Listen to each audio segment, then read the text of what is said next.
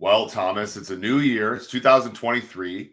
And with that is our first podcast of the new year. Welcome, everybody, to the SumerSports Show. I'm Eric Eager. I'm joined by Thomas Dimitroff. Thomas, did you do anything fun over the New Year's, or you mostly chill at home? Like, what does the New Year's look like for Thomas Dimitroff?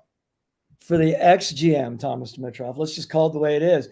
Yeah, it's funny because I'm so used to going to practices and flying away on holidays the day before and such. So this allowed me, honestly, to be around my kids, which has been great, my family. So I've taken it all in. It's been good. Watched quite a bit of football as you have, and looking forward to talking today about a position that I'm very passionate about. So here we go.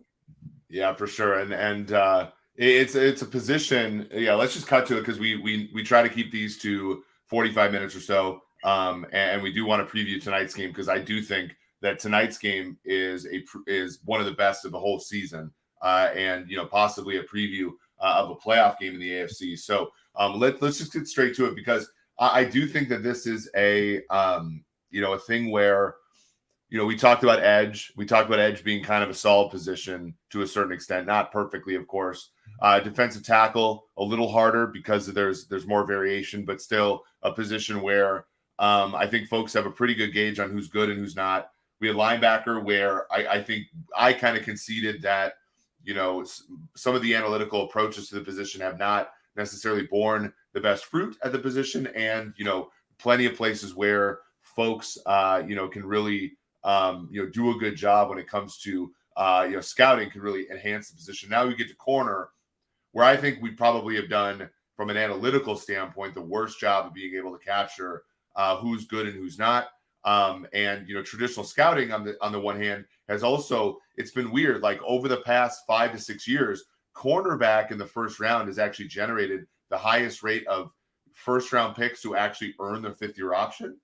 But it's also a position where you've seen like Tremaine Johnson get a big contract and 2 franchise tags, and you've seen a ton of misevaluations at the position. So it's one where I think both the analytical side and the traditional side have warts. Is that, Thomas, just a part of how difficult it is to play that position in this league? Well, there's no question that it's difficult. There are so many layers to it as far as the complications of it, the coverage, the ability to stay in phase and move athletically and run. There are just so many. There are so many things you're dealing with. So yes, I do believe that. I do believe, though, it's also like defensive end, like the rush man, the quarterback. People want and need corners, and they make a lot of mistakes on corners. They push corners thinking that they're not only going to get the athlete, but then they also have character elements that they're dealing with. I'm just throwing this out as another element that people think will deal with that because all we need is a shutdown guy. And I've learned over my years, we've pulled some pretty darn good corners and teams I've been around and with, and we've had some really good corners in those spots, but we've also had corners in those spots and defenses that were subpar. To your article, and I can't wait to talk about those pieces because it's so true. I always thought I need myself 2 marquee corners, shutdowns. When we had, Trufant and Alford, we thought we were going to roll with that. And unfortunately, that didn't last for a long time, which is another point of the conversation. So yes, very, very complicated position. Takes a lot of work and a lot of nuance to understand it, I think. Yeah, and it's changed so much, right? Because I think, when you look back at, well, for one, I think what you're talking about is absolutely true. Like the athlete that you need to be to play corner, the mentality that you have to play corner is going to give rise to 2 things that really make evaluation difficult, right? The first one is the mental makeup required to play corner is maybe not the most conducive to, like you have to kind of be brash. You have to kind of be somebody who can take failure with in stride because you are going to get beat a lot. And the benefit of the difference between a really good corner and a mediocre corner and a bad corner is like getting beat 4 times a game versus getting beat 5 times a game. And so like that kind of thing is, really tough because that brashness you need. I think of like in Kansas City, like Marcus Peters was amazing at like, doing some freestyling stuff and coming off of his own player to get interceptions and really be a playmaker for that team. But when it went sour for him, it really went sour for him. And that kind of mentality is tough to maintain in a reasonable way.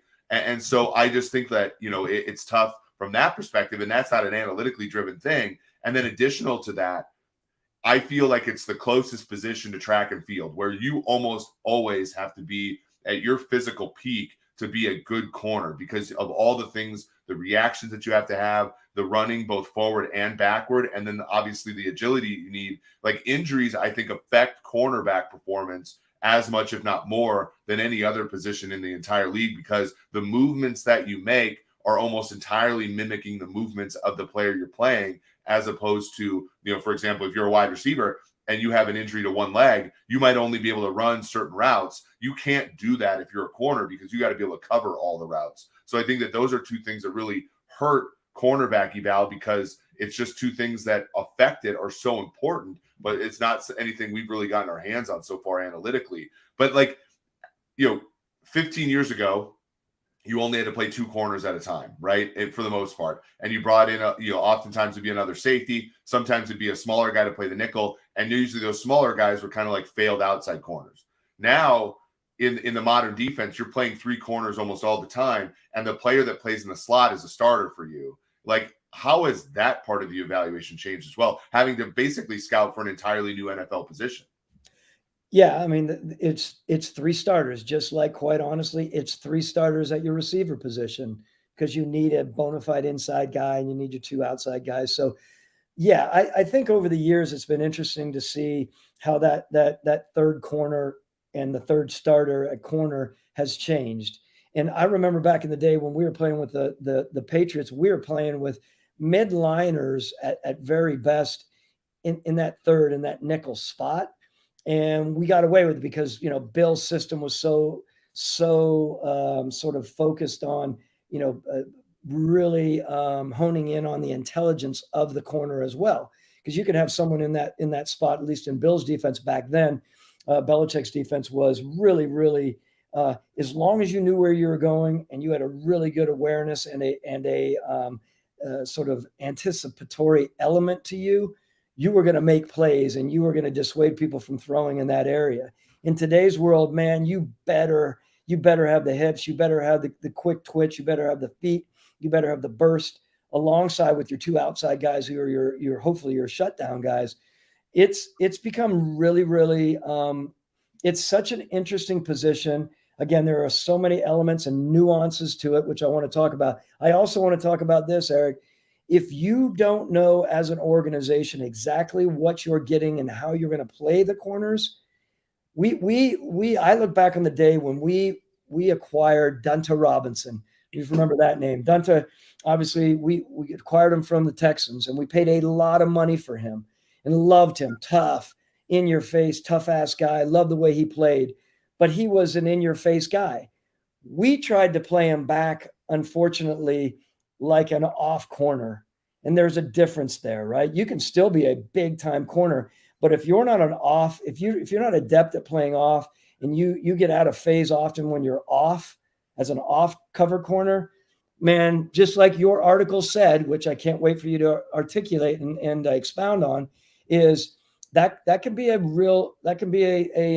very sort of opening within your defense that these really, really smart offenses can pick apart. And that could be a really good corner, but if he's not adept at doing something, they're going to pick you apart in that situation. So I want to talk about that, and we can swing back around, meaning you have to be on the same wavelength with your not only head coach, but what your D coordinator and how he's going to put that corner in the spot to be the best that he can be is really, really important.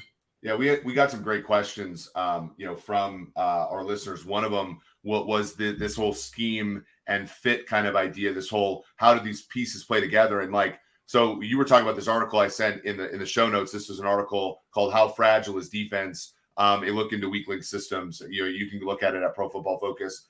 I wrote that article in March of 2020, and it's really funny because, and not funny because, it was that time of the world's history, but like, we were at the NFL scouting combine and I was thinking about Jeff Okudah because at the time he was going to be the number 3 overall pick and consensus, he's been pretty good for the Lions, but the issue that I had, we were talking in a room and I was like, I think coverage is more valuable as a whole than pass rush, but it's not as easy to sort of turn around and say, well, that means a corner is more valuable than an edge, because it's not actually how this thing works, right? Like, and the way I thought about it was it's this idea of weak link systems. Like if you would, like, before pandemics, and this was on my mind because my prior career, I was a mathematical biologist and I studied diseases, I studied vaccine efficacy, and and the idea was, it doesn't matter. You and I could take all the shots in the world, right? And we could, and vaccines could be as they can work as well as anybody says. They have 100% efficacy. But if there are 2 or 3 people who don't take the measles vaccine in your kid's class, then an outbreak can happen. And even an outbreak can happen to people who have the measles vaccine because, the efficacy isn't 100%. And so, my thought was like, okay, from a football standpoint, do you want to use your premium draft capital to get one shutdown corner, right? A very good corner, if that cornerback is going to come at the expense of your nickel, if he's going to come at the expense of your second guy or of your safeties and linebackers. And so I went into the data and I looked, if you look at all your coverage players on a team, so you look at your 6 coverage, you take a dime defense and you look at, ranking your secondary players from 1 to 6, generally speaking, your efficiency on defense during a game is more correlated to your weaker players, your 4th, 5th, and 6th guys, and sometimes your 3rd guy, than your top 2 guys. And so that means that if you are spending a lot of cash and a lot of capital to acquire guys 1 and 2, the more additional, resources you pound into that thing, it comes at diminishing returns, because it oftentimes is going to come at the expense of your nickel or your dime safety or your second weakest safety, or so on and so forth. And that's kind of what we've seen. Like, injuries can affect you so much. You look in the betting markets, for example, cluster injuries are a thing that move lines, like not like one corner being hurt, but 3 or 4 corners being hurt. And that really affects you there. And so that takes team building to sort of a different notion than it was before, where you really wanted to get a shutdown guy. Now it's more like, well, actually you want to get maybe a few guys and play the numbers game. Yeah, I mean, I look back and all I ever wanted was, again, a shutdown guy through 2008 all on the way. Look, we did it. We did it with our movement towards Dante Robinson, thinking we had someone there. We moved up to get Desmond Trufant, and we thought he was a very good corner. He had his ups and downs, of course. He had some injuries here and there, but in general, he was I thought a very good corner with a lot of ability. Honestly, one of the best workouts that I've ever had with a corner, as far as explosiveness, spin, turn and run, make plays, in the workout, which is a whole other thing I want to talk to you about as well, because you can get starstruck by some of the movement on these guys and the burst. And then you think, wow. And I alluded to it a couple sessions ago when I said, yeah, but if they don't have the ball skills and they don't have the ability to make the play on the ball, all of that could be for naught. So I think about that. And then I think about, even AJ Terrell and my, sort of my final go around there in Atlanta. I like him a lot. I still think I think he's a really good football player with a lot of upside. But to your point, how many times we looked at it over the years, started and thought it would be nice to have 3 or 4 of these guys that were at a good plus range, right? A 6+ range, versus fiddling with people that are 4s and 5s. Again, bear with me, 4 being average, 5 being adequate. You have too many of those, and you have these really, really smart offensive coordinators picking them apart. And that's the way it is. But I go back to when Dan Quinn came to us. He came from Seattle, and I remember we talked a lot about this. They got away with some corners, even one of their best corners and one of the best corners in a long time. He was a long levered, we call it, corner who came out of Stanford. We all know who I'm talking about. And he made a ton of money in the league. But he was a guy that was able to run with people deep but they had a defense and a scheme that was set up that would help benefit them. And they weren't just out there, trying to mirror and stay in phase. It was a very different approach. Yeah. And I thought they did a great job with it. We tried to do it in Atlanta when Dan came and it didn't work. We drafted a guy out of LSU, of course, and ended up, it was a really bad move for us, which you're about ready to say something. I'm sorry. Go ahead. Well, I think, no, I mean, you bring up, Quinn, those cover 3 defense in Seattle bring a lot of lessons with them, right? Like, not only, when you think about their team building, they never went and said, Earl Thomas was a first round pick in Carroll's first year, but Cam Chancellor was a late round pick. Richard Sherman was late round pick. Byron Maxwell wasn't exactly a guy they paid a lot to. Walter Thurman was just a guy, and ultimately they played the or game, right? So I think a lot of these things in terms of gambling, like if you tell me, okay, I have 5 starters in the secondary and I have no depth, then the gamble I'm making is that all 5 guys are going to be good enough. That is a parlay, and parlays rarely hit, right? But if you tell me, and again, I'm going to briefly talk about Seattle, but I also want to talk about Cincinnati, who plays tonight. When Seattle played against New England in the Super Bowl in 2014, Jeremy Lane, their nickel, got injured. He broke his arm on an interception of Brady. Well, that turned Byron Maxwell from being a pretty good outside corner in that scheme, he ultimately failed where he went other places. But in that scheme, again, this is part of the whole thing. He could have been a football player. They took Maxwell inside in that game and had him play in the slot, a longer lever guy. And Julian Edelman had a little bit of a day that day. They put Harold Simon, a 6'3", special teams guy. He had to play outside corner for the balance of that game when they had a 10-point lead against Brady. And ultimately, now you think about the secondary, not only one injury to Jeremy Lane weakens not one position, but 2 positions, because somebody's got to replace him in the nickel, and then somebody's got to replace the nickel guy in the outside. So it's like one injury in these weak link systems actually becomes 2.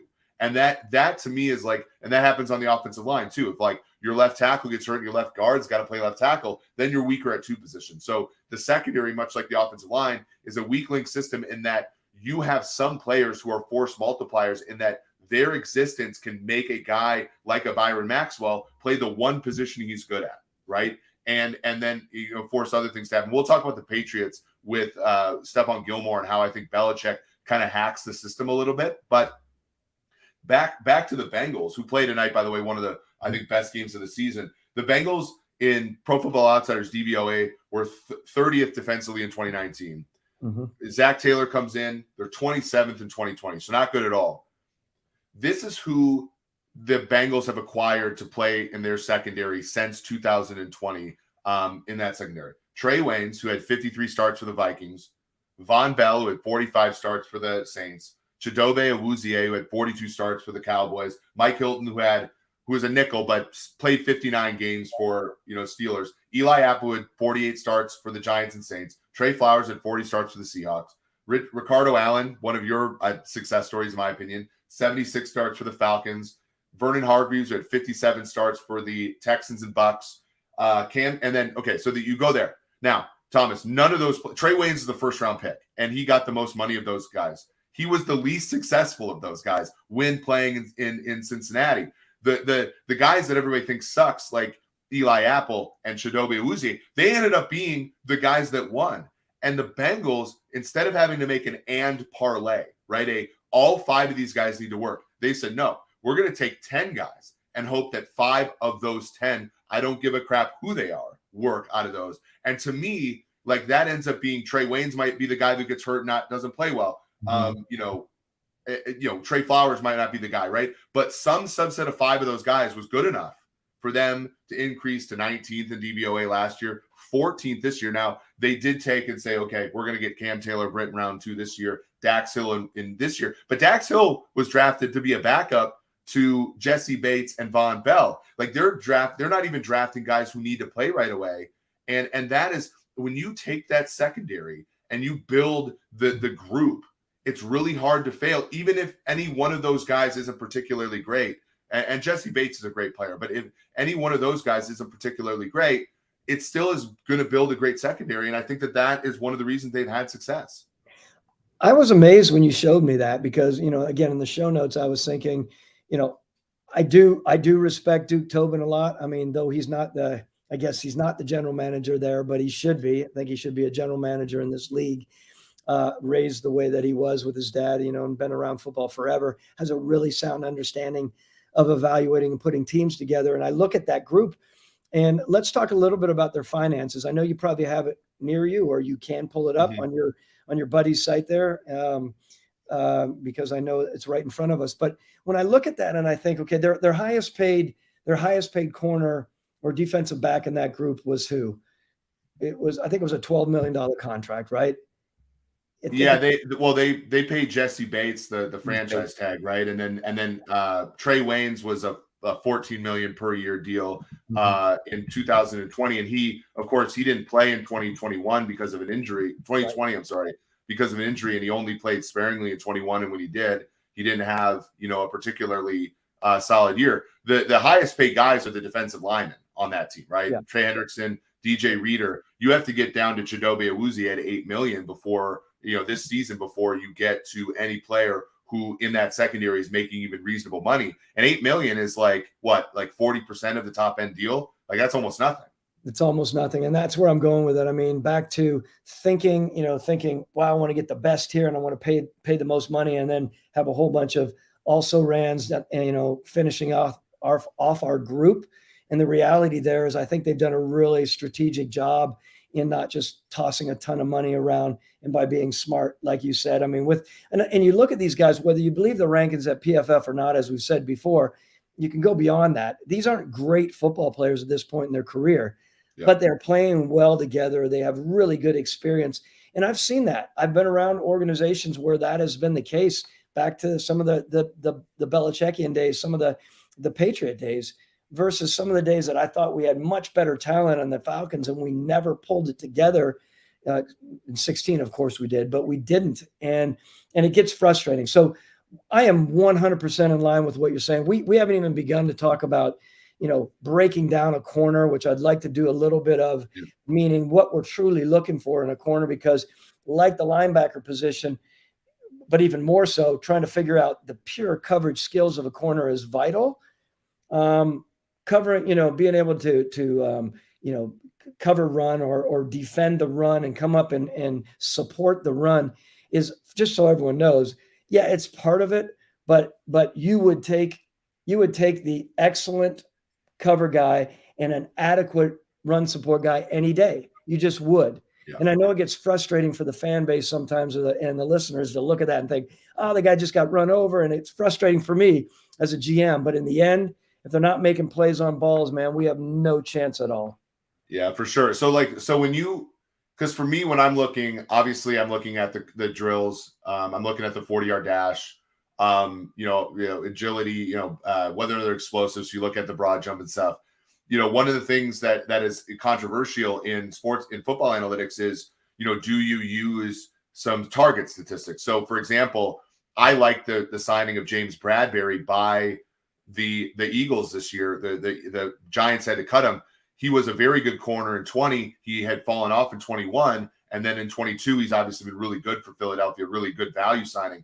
I feel like because the coverage statistics are almost entirely who you play, there are some offenses that shy away from the great corners, and there are some offenses that go at the great corners. And there are the league is designed that if you're a great corner and you're up against a great wide receiver, you're not going to win every rep, right? And so, there are going to be some great corners that have, like when Bradberry played for the Carolina Panthers, as you know very well, his division had Julio Jones, Calvin Ridley. I can't remember if Roddy White was, still in the league at that point, but you had Mike Evans, Chris Godwin, Deshaun Jackson for a moment there. You also had the Saints guys with Michael Thomas and Emmanuel Sanders and guys like that. So he's putting his opponents were so much better. So his coverage statistics are really poor. So and in any market, and I'll let you talk about, your expertise here, but in any market, when people poorly measure something, there is value in buying the dip, right? And the dip on Bradberry was he was poor last year in man coverage for the Giants, as measured by PFF and as measured by coverage statistics. But he had anybody who evaluated James Bradberry as a corner, as you would, knew that he had the goods to him. And so there was clearly a way to exploit that marketplace in the last offseason. So when we talk about corners, and those are again really good points, and I've told you many times. I mean, we definitely keep the idea in mind that you can have all of this great movement. You can again backpedal well. This comes back to what we've said from the very beginning, from snap to whistle. Your ability to on the coverage side to be fluid in your movement, to be able to again, remember, it's a matchup league, everyone. So the ability to be in phase is huge, just like we said on any other cover positions, even more so, of course, as a corner, especially when you're an outside corner, being able to, again, flip your hips, fluidly and recover, whether it's jamming your foot in the ground and breaking on the ball, your BOB needs to be really acute. You can't be a rounder. You can't be rounding out and taking extra steps. Even if you are a long levered guy, like some of the players out there that you see today that you think, wow, there's no way that this guy's such a big corner, but you get him out in a man-to-man situation where one of these really adept receivers can separate on one of these corners and flip him inside out, then you have no chance. So this comes back to making sure that you're putting these corners in the right spot. But that ability to man cover is one element of it, of course, how he breaks on the ball skills. And that's different, by the way, than hands, right? We've had people who had good ball skills, make plays on the ball, jump, they're able to track the ball. And it's funny. I was looking on PFF today. They don't have that. You guys call them stops. Is that correct? Yeah, there are pass breakups there. And there are also like, and I don't know if this is on like their, consumer thing, but there are pass breakups there. If you look at, some of the coverage grades, but even then, like, I think it's weird sort of what they end up calling it. So if you look at PBU, that's basically where you're going to look. And, the interesting thing is to no one's surprise, Sauce Gardner's leading the league at corner with 14 of those. But then it's a little bit of a tricky one after that. It's, Darius Williams of Jacksonville, formerly of LA, Michael Davis of the Chargers, Carlton Davis, Trevon Diggs, DJ Reed, who are having good years, and the aforementioned James Bradbury at 10. So there are, you do have that, statistic there. It's interesting. You bring up a couple things, and I want to take this to where we can marry your expertise and what's available now. So when Pro Football Focus started, there was no such thing as tracking data. Now, vendors like StatsBomb, telemetry and Sports Logic and stuff, they're getting tracking data, right? I'm thinking of like two things you could do, right? Like looking at how a player flips his hips, right? Could really, you can measure that, right? You could look at the orientation of a player and look at how long it takes him on a certain type of route to turn around completely and how fast he accelerates out of that. That is, for the analysts that are looking, for things to do, that's something you can measure. Another one is what you just said, like how much. So we talk about this with linebackers. How much ground do you cover on the running back after the handoff? The next one you could talk about is when the pass is thrown, right? And you can adjust for velocity of throw. You can adjust for route run. How much ground do you cover on the receiver? You start with this much separation at the ball being thrown. You can measure that, and how much separation happens at the catch point. And you could sort of like, say how good is a corner at that. I think it's obviously, the interesting one is you breaking on the ball is a great skill, but as we talked about before, it's kind of like soccer. If a team is throwing at you, that's a signal that you're giving up at least some sort of opening to them. Yeah, and we've seen people who can do all of what we're saying here. And what I want to make sure I articulate is it can look really eye-catching, not only from the athleticism, but the speed, the quickness, the reactionary athleticism that we oftentimes use with defensive players, being able to mirror. And if you're not making the play on the ball, if you're not adept, if you don't have the anticipatory skills that is warranted in the NFL, all of that is for naught in my mind, because big plays happen around you, and then you obviously get yourself in a lot of troubles. Now, there are other guys out there, as I alluded to a little bit earlier, who may not be possessive of all those really eye-catching skills and movement, but they have a really keen eye. I always go back to this guy and not even know who this person is. There's a guy who played for the Dallas Cowboys years and years ago named Everson Walls. Everson was ostensibly a 4'8", 40 guy. Can you imagine? Big old dude, of course. Well, that was like Otis Smith, right? Otis Smith was another 4'8" kind of guy that you had in New England, right? Back in the day. Right, exactly. But smart as a whip, really adept, really just had the anticipation and the awareness of what was going on and made a ton of plays and bailed us out left, right, and center, of course. There was a versatility element to some of these guys. So we often go in, and just so everyone knows, so like when we're setting up our draft board or we're setting up our free agency board, we will back-to-back, is what we call them, basically back-to-back evaluate the 5 or 8 that we have positioned, and we really try to work that draft board or the free agent board, and we start massaging it as we watch, and we hone in on every element of the metric tree that we want to be able to differentiate those top 5 or 10 corners, for instance.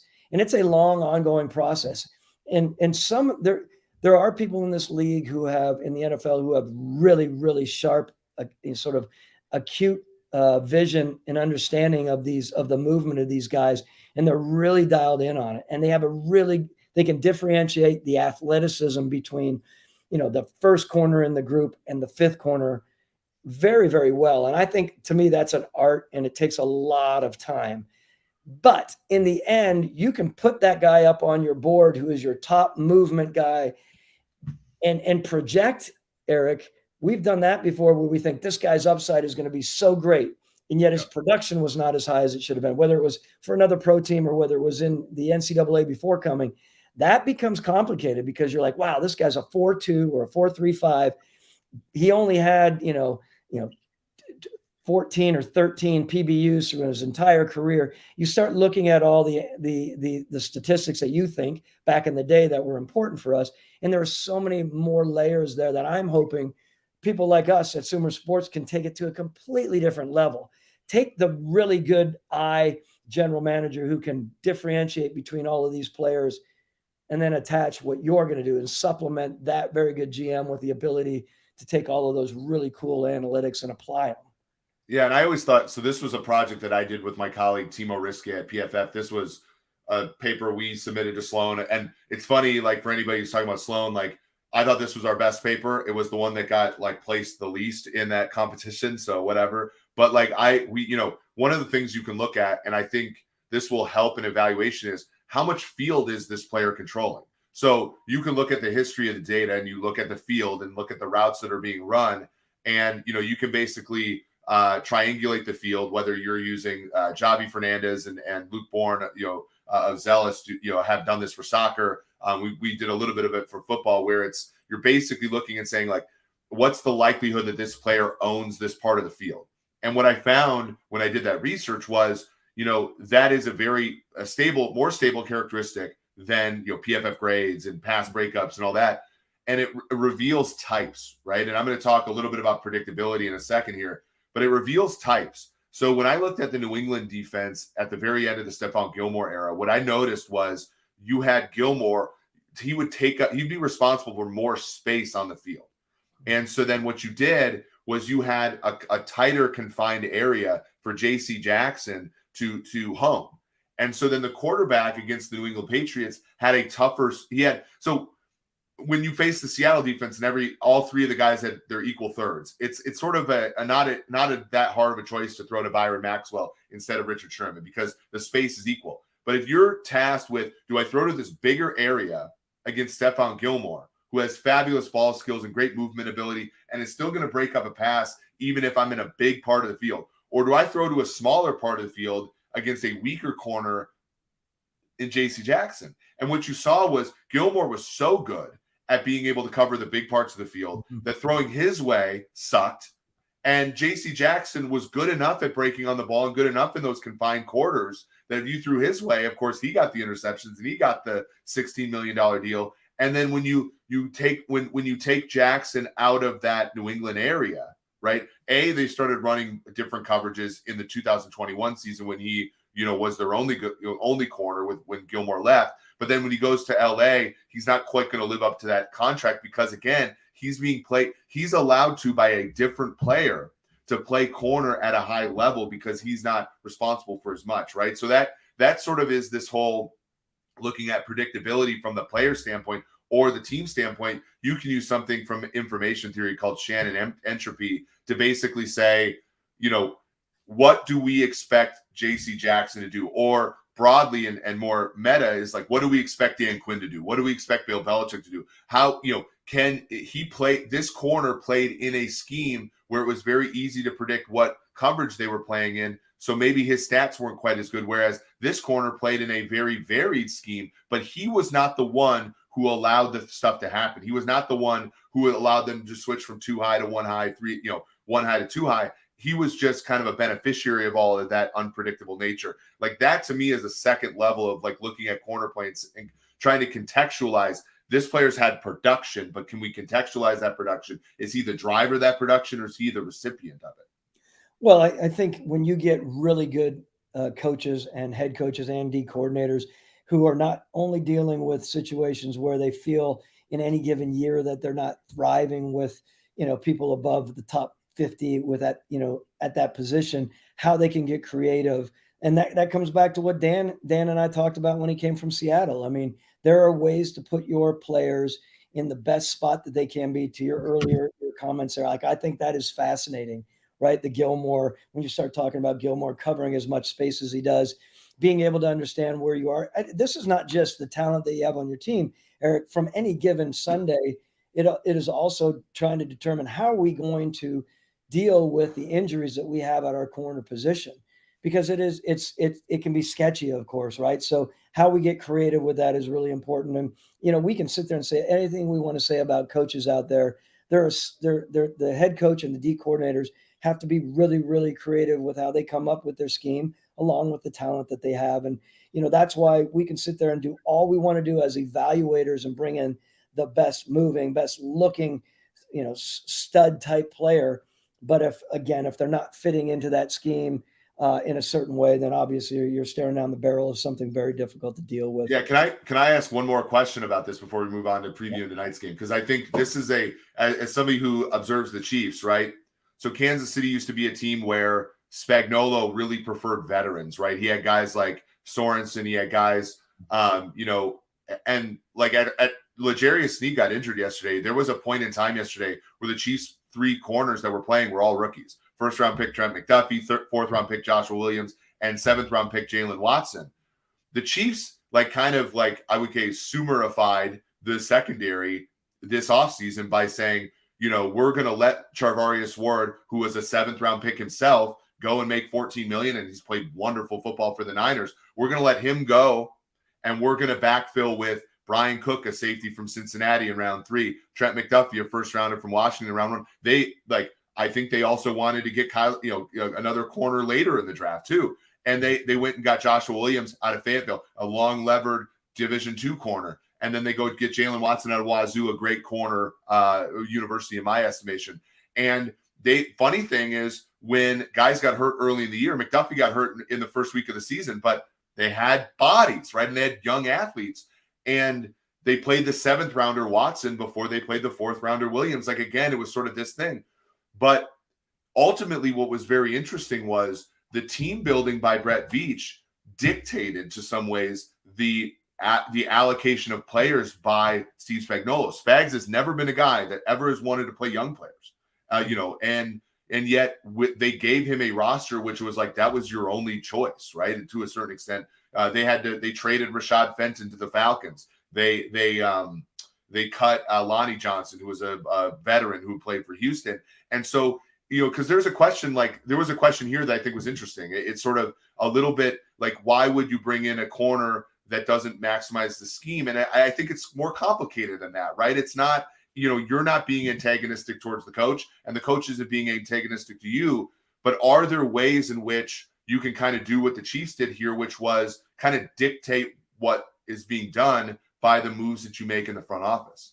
So, look, this is a good question. Was it Taylor who asked that question? Yeah. So Taylor Vaughn Thaxton, why would you bring in Dante Robinson and play him in ways that doesn't maximize his value? How's that possible to bring in corners who aren't scheme fits? That's a good question. I think from the outside, somebody looks at this and says, hey, this isn't adding up. I think there are realities that you have to face as a team builder and also as a coach that maybe you can expound on here. So shed a little bit of light on that, Taylor. So you go into this and you're like, we're going to get the best damn corner we can get. Your organization's behind you, your head coach and your D coordinator, the GM and the personnel staff, and we have it ranked. And we, come hell or high water, are getting Dante Robinson to come to the Atlanta Falcons because we deemed that he had such versatility, toughness, because he was also going to be a tough corner for us in Mike Smith's system because Mike Smitty wanted that type of guy. And we thought, which often happens, this is just the way it is in the NFL. Your coaches think that when they see the short sights, which this is the short sights of someone that they have graded as one of the very best out there, that they can coach that player out of it. So if a player's not the best, playing off, they feel like they can bring him along, put him in a scheme situation. So you end up coming together as an entire staff. And this is where people don't necessarily always understand. A general manager normally is in charge of the acquisitions, right? But he also has to listen to his head coach and his coordinator and his position coaches. I've said this before, Taylor. If you're sitting there and you're thinking about, okay, I, come hell or high water, again, using that phrase, I am going to pull the guy that I think is the best player, and I'm going to jam it down these coaches' throats no matter what, because this is what I believe. Those days are gone in the NFL. You then what happens is you might have a group of coaches who aren't necessarily behind your decision as a GM. And then what happens is your coaches aren't really all in it. And that can happen before you know it.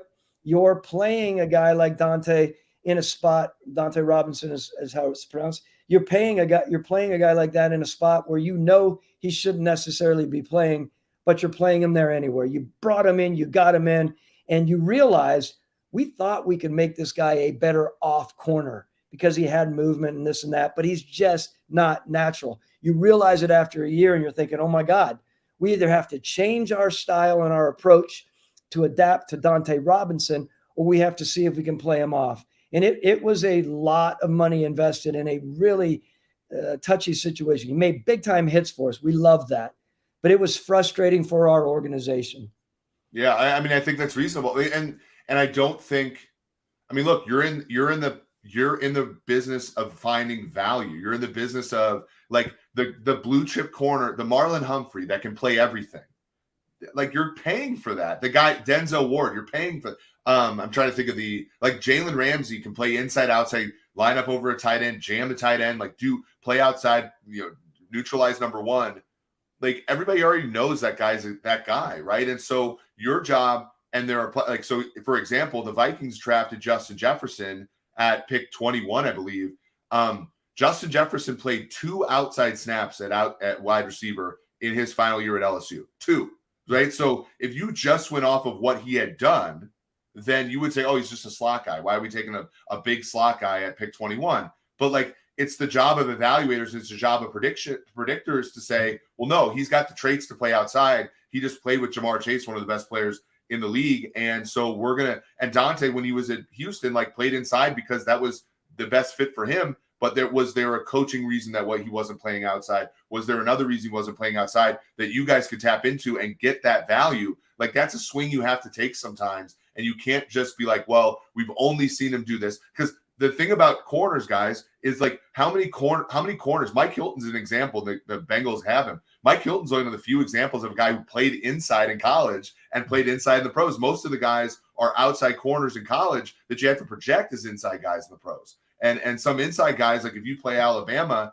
you play inside because you're one of the 3 best corners on the team, but you could have outside ability as well. And you're just not realizing that because the guys you're playing with are superstars. So there's a lot there. And we got a question from Twitter from Zach Rogers basically asking, what's more important, that finding the scheme or, finding the players, finding the scheme and then fitting the players to it, or fitting the players to the scheme. And I think the answer is yes. They're both important. Yeah. And I think it's, one of those things where the availability in the draft and in free agency is scant enough where you can almost never, fill that gap sufficiently every year. It's a great point. I know we want to get on to the game here, coming around to 45, but yeah, the last thing I'd say about the corner situation, yes, we want to fit the scheme. We also want to have that player that we think is like the Julio Joneses of the defense, or when we picked AJ Terrell a little aside, I remember all of our draft meetings. I mean, that was a mixed bag of opinions. I'm talking about, and this is not disrespectful to any side, because we had the personnel people coming to the table with one idea, and the coaches looking at it from a different perspective. And there was a lot of discussion around that. And, there were people that, as you remember that year, do you remember who the corner was that went to the Jacksonville Jaguars? CJ Anderson. That's exactly right. And it was CJ Anderson was a player for whom a year later, folks were asking me, hey, we want to trade for him. What's his value? And I said, a 2, a 3, maybe. Like, right.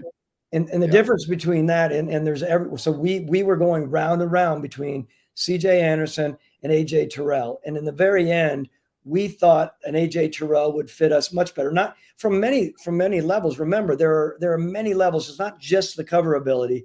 It's the intelligence. It's the competitiveness. It's, semi-leadership stuff. It's the ability to support the run. Yes. It's the ball skills 100%. It's also the moxie. It's also the deep down passion that someone has. And you know what happened in the end when people started doing their research on what happened with CJ. That was tough, because there were some issues there that he was dealing with. And in the end, I'm a big believer in going with what you know. And I'm not, I think of the years that I was in the NFL in the position as a GM, especially when you were dealing with the defensive backs in the secondary, which I was very passionate about. There were elements to their personalities that you really, really had to dig into. And I want to throw this last one to you. Would you rather take, I call them this, would you rather take a wayward soul at the pass rush position, a la Lawrence Taylor, or at the corner position, a la whoever you want to say out there? I would rather take a wayward soul at, I think it takes different mentalities to be a great pass rusher than it takes to be a great corner. And here's why. Corner, your losses matter.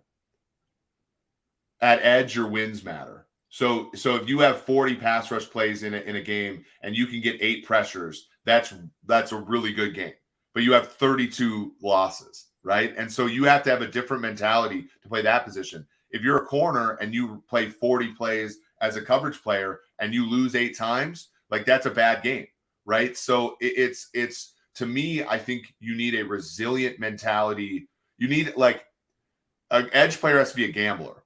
A corner has to be more of a more resolute. I've never played the position, but like, you have to be I think your mentality when you're a corner has to be a little bit steadier, has to be a little more resolute, because it's about your losses. You can play a perfect game for 39 snaps and get beat on a double move, and it's like you had a bad game. Whereas edge, it's totally different. Chris Jones yesterday, which we talked about on the show, is our first controversial discussion. We talked about possibly trading him. Chris Jones rushed the passer 32 times yesterday. The first 31 of them, he got 1 hurry. Yeah. 1. So you're talking about a $25 million player who made 1 play yesterday in the first 31 plays rushing the passer. He got a sack on 4th and 2 to end the game. And everybody's DMing me on Twitter saying, you're an idiot for wanting to trade Chris Jones. It's like, that's the one positive. That's the mentality you have to be a defensive lineman. To be a corner, it's you can play a perfect game and shut the guy down all game, and you give up 1 50-yard touchdown. Everybody's like, oh, he's a bum. Yeah. And so I feel like that's kind of the difference. Well, and if I were to answer that question, I would say categorically, I would take the wayward soul as the defensive end pass rush guy. Yeah. I love cocksure corners, man, when they're back out there and they're on the island. They're swagger. Like, I go back to days of growing up watching guys like Lester Hayes stick them flying off his socks, and and Frank Minifield and Hanford Dixon back in the old Brownies. Again, sorry for all this retro stuff, but I mean, even in today's world, I love it. And they have to have it, the really good ones. But man, if you don't have that edge coming off the edge, and unfortunately, I've been around some good ones, but I have, we've also missed on some for other reasons, right? I mean, I told you about the Vic Beasley thing. Vic Beasley, again, led 16 sacks in 16, killed it. But, the true passion for the game, though a very good person, it wasn't there. And in the end, that passion to get up and around the corner, play in, play out, you have to have something special about you. And of course, we go all the way back to Lawrence Taylor. Whatever he was dealing with and whatever he was motivated by while he was doing it, he got it done. And it was unbelievable. So yeah, it takes a lot. It's like a trader, right? Like it takes a lot of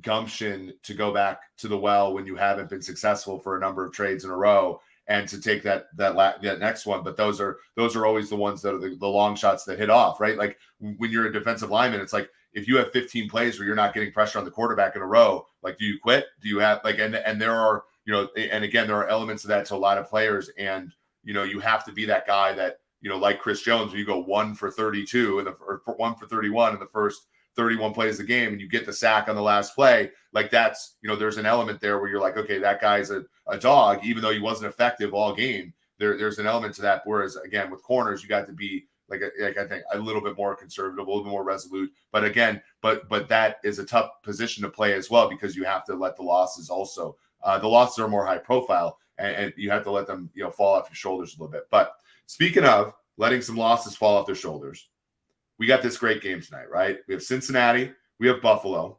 It kind of reminds me, when was the last time both the Bills and the Bengals were good besides recently? Maybe like the late 80s where they had the K-Gun, Jim Kelly offense, and you had the Boomer Esiason, Chris Collinsworth, you know, James Brooks, you know, Bengals fighting for it. I think that was maybe an AFC title game back in the day. But now we have, you know, tonight's game. You've seen a little bit of money come in on the road. Buffalo Bills favored by 2.5, total on the game 50, so they're expecting some points. This is, I believe, has the most combined wins of any two teams that have ever played in Monday Night Football against each other. So this is really cool. We've talked about the Bengals already. I really like the way that they build their defense. Obviously, that's buoyed by the fact that they couldn't get a quarterback at 1. He gets injured, so then you can get a wide receiver at 5. And you get T. Higgins at third, pick 33, I think, in 2020 as well. So you have cheap guys on the offensive side, so you can buy a defense. But I thought they bought a defense about as smartly as any team has bought one in the past. Let's talk about Buffalo, though, because you're talking about being there. I think he's built a pretty damn good football team consistently, and yet they haven't been able to get over the hump, which has been the Chiefs mostly in the playoffs. Is this the year? Do they go on the road tonight and sort of like tell the world, hey, we're going to be the 1 seed in the AFC. We're going to make this thing happen? What do you think?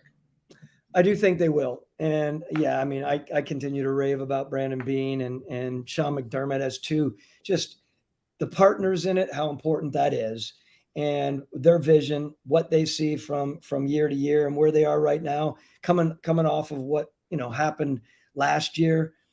I 100% am behind these guys, and I think they go and they make a full-on statement tonight, and I'm excited about watching. I don't know what else to say about it. We talked a little bit earlier. We could talk about, you know, some of their secondary, but I do want to talk about this game, you know, what you're talking about here. Amazing to see that this is a game that's going to settle that first spot, right? And how it's going to play out. To me, I'd love to get your opinion on it, you know, per the building of the Bills. And you know, that's not easy to do. And you know that. I remember back in the day, just so everyone knows this, when people were thinking about if they ever would go to Buffalo, Doug Whaley was in Buffalo, who's a friend of mine. And I'm like, man, how do you get that done? How do you recruit players to come to Buffalo, snowstorms and all? That's, to me, it's, you know, obviously this organization has proven to a lot of people out there. People want to play for this team. They pay them well, of course.